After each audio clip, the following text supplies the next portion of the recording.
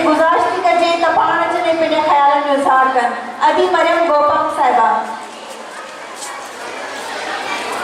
Mic दे देना बच्चे। यार माइक दे देना गल कर। सदाई थी सबका पुत्र बासे का जेही जात जी जुबश नाए जा मूसी हले सा जा जी बिठो लगे। स्टेज वेठल असांजी सिंगारी करी थी मरकरी सदर चूयल नई सदर अॼु सुभाणे ॾाढी अवामी तहरीक जा सीनियर नायब सदर ॾाढा कादर राठौर साहब सिंगारी करी थी मरकरी अॻवान असांजी मोदी साहब बलियो साहिबा स्टेज ते वेठल जा महिमानो पिंडहार में मौजूद मुंहिंजी भेनरूं मुंहिंजा भाइरो जीअं सिंध जीअं असांजे जदोजहद जीअं फिक्रे करिजो। सभ खां पहिरियां आउं असांजी सिंगारी करी थी नई चूंडिजी आयल बाडी मेंबरनि ऐं अॻवाननि खे मुबारकबाद ॾियां थी जेके अॼु नवां चूंडिजी आया आहिनि। इन ई सां गॾु आउं इहा ॻाल्हि कंदसि हींअर आउं जॾहिं स्टेज ते वेठी हुअसि त अदी ज़ाहिदा जो चालीहो मुंहिंजे अखियुनि जे अॻियां पे गुज़रियो। बलियो साहब असांजे पासे में वेठो हुयो ऐं अदी साॼा जेका मुंहिंजी भेण हुई उन ते टावर पे विराया ऐं भेनरुनि खे हिते जेको रज़ाकार हुई। इन्हनि 4 सालनि जे अंदरि असांजा केतिरा ई साथी साथियाणियूं भेनरूं जुदा थी वियूं आहिनि। सिंगारी करी थी असांजी बहादुर भेण असांजी इकराबी साथियाणी असांजे साथ जी साथियाणी अदी ज़ाहिदा शेख सां जेको वक़्तु गुज़ारियो सॼो स्क्रीन ते हिकु ॾींहुं हिकु पल हिकु कलाक जीअं माण्हू मूवी ॾिसंदो आहे रिवीजन थींदो आहे तीअं मुंहिंजे नज़रनि जे अॻियां हीअं गुज़रंदो रहियो। सोचियमि त अदी ज़ाहिदा जे कहिड़े पासे ते ॻाल्हायां। अदी ज़ाहिदा पार्टी में शामिलु थियण खां वठी संदसि ज़िंदगी जे आख़िरी ॾींहं ताईं पंहिंजी पार्टी पंहिंजे नज़रिए पंहिंजे महबूब काइद रसूल बख्श पनी जे ऐं असां ऐं सिंध जी खुद पुरछ में जेका सिंध नगर खां वठी ईंझर कारूंझर सखर कंदकोट करमपुर जेके हुन पंध कया जेके हुन लॉन्ग मार्च कयूं आख़िरी लॉन्ग मार्च इस्लामकोट खां कराची ताईं अदी ज़ाहिदा जी सॼी ज़िंदगी सरापा एहतजाज सरापा इनकलाब सभ खां वॾी ॻाल्हि हू मतिलबु जेके असां किरदार पढ़ंदा आहियूं जेके दुनिया जे इनकलाब जी तारीख़ करे पढ़ूं था उनमें जेके असांजा इनकलाबी वॾा नाला आहिनि अदी ज़ाहिदा उन इनकलाबी अॻवाननि जो हिकिड़ो तसलसल हुई ऐं हुन जी शख़्सियत में जेको सो हिन ॻाल्हि चवंदे मूंखे थोरो डपु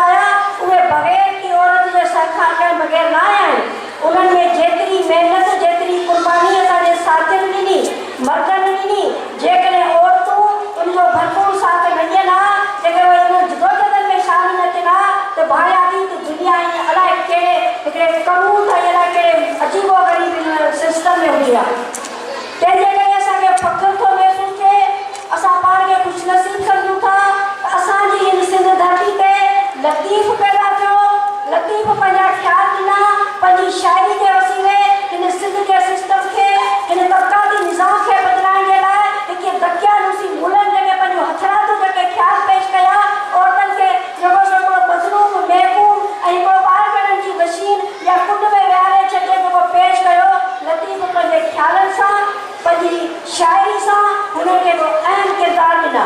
वो कभी ससुई की ज़बानी करे तो तकी थकी का काले रे रहन जी मता की उदात पेड़ नहीं पीजो वही चले तो बंदर का भेड़ी पर सुख्यानी में सुमो कपर तो कुन करे जे माटी मंज मई एडो फूर सही निन न कजे नाथवा वही जड़े मानू ख्याल बदलजन था जड़े मानू कहे मुश्किल जे करे मानू थकजी पवे तो बेजार थे तो तंग थे तो पंजे रस्ते बुलंदा जड़े आसार चल था कदे चए तो ए न मारू रीत जे सेण मटान सोन करे अची उमर कोट में कंजस कान पुरी पकिन जी पिरी और माए मूल मटिया सो अदी ज़ायदा इनकलाबी दुनिया के इनकलाबी औरतन जो तसलसल आई पलिया साहब जो लतीफ जी शायरी के असांखे तर्जुमो करे आई जिंदा मिसाल असांखे जेके औरतूं ॾिनियूं उन्हनि में अदी ज़ायदा माण्हू वांगुरु मोहबे वतन हुई ससु वांगुरु डुंगर ॾाढी सुहिणी वांगुरु समुंड दरिया पार कयई ऐं उहो असांजी सभिनी जी माउ हुई। हिकिड़ी ॻाल्हि 5 मिंट खां टाइम वठंदसि असां ॾिठो आहे पंहिंजे हिन समाज में पंहिंजी हिन सिंध धरती ते त जीअं असां मां कंहिंजो पुटु थो थिए कंहिंजी धीउ थी थिए त उहे जॾहिं उनजा वॾड़ा शहीद थी था वञनि या पंहिंजी मंज़िल पूरी करे था वञनि त असांजो उनजो औलाद उनजे आख़िरी मक़सद ताईं नथो रहे। परीअ साहब जी ज़िंदगी में अयाज़ उनखे धोखो ॾिनो उनजी पार्टी खे हिकिड़े उनजे इनकलाबी नज़रिए ऐं ॿी वारदात बस था फिरी उनजी पार्टी खे विकिणी छॾियो ऐं परीअ साहब उनजे लाइ खुलियल ख़त लिखियो आहे जेको सभिनी सियासी पार्टियुनि लाइ सिंध जे सभिनी माण्हुनि लाइ हिकिड़ी मशवरो आहे असांखे उहो ख़त बार बार पढ़णु घुरिजे ऐं जेतिरो थी सघे वधीक माण्हुनि खे पढ़ायूं। पर अॼु मूं चालीहे वारी तकरीर में छा चयो त अॼु ज़ायदा जो को बि हिकिड़ो पेट ॾियणो पुटु न आहे हुनजी का बि पेट ॾियणी धीउ न आहे जो वञी हुनजी वारस खे हुनजी क़बर खे विकिणे। असांखे फ़ख़्रु आहे त ज़ायदा जूं सवें धीअरूं आहिनि ज़ायदा जूं सवें भेनरूं आहिनि रसूल करे हज़ारे पुट आहिनि हज़ारे धीअरूं आहिनि। जेकॾहिं हिकिड़ो विकामंदो त ॿियो हुनजी जॻह संभालींदो जेकॾहिं ॿियो विकामंदो त टियों जॻह संभालींदो टियों विकामंदो त चोथों। पर असांजो वचन आहे पंहिंजे पार्टी जे अॻुवान सां पंहिंजे क़ाइद सां पंहिंजे साथियुनि सां ती सिंध ते सिंध जी तारीख़ में सिंध तमामु घणे ॾुखे जेको दौर मां पई गुज़रे ऐं असां ते ऐं तव्हां ते इहा ज़िमेदारी आइद थी थिए त सिंध जी बका जे लाइ जेके जिदोजहद कयूं मुनज़म थियूं पंहिंजी पार्टी खे मुनज़म कयूं पंहिंजे भेनरुनि खे मुनज़म कयूं तॾहिं जेके पार्टी जे ख़िलाफ़ सिंध जे ख़िलाफ़ असांजे ख़िलाफ़ अंदरि ऐं ॿाहिरि जेके साज़िशूं थियनि थियूं उन्हनि साज़िशुनि खे असां तॾहिं नाकाम कंदासीं जॾहिं असां जेको पढ़ियो सां असांखे बार बार चवंदो हो त किताब पढ़ो किताब पढ़ो किताब पढ़ो। असां ओतिरा किताब न पढ़िया असां ओतिरो उन्हनि खां न सिखियासीं जेतिरो असांखे सिखणु खपंदो। पर चवंदा आहिनि त हर शइ जो इलाजु हूंदो आहे। हाणे अॼु बि जेकॾहिं असां पंहिंजे चयल क़ाइद जे चयल ॻाल्हियुनि ते अमल कयूं पाण इनकलाबी नज़रिया जी किताब पढ़ूं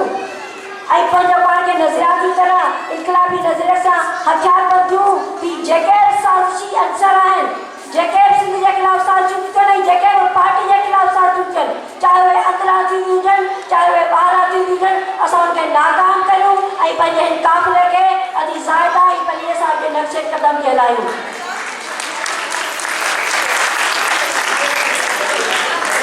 जीअं सिंध जीअं असांजे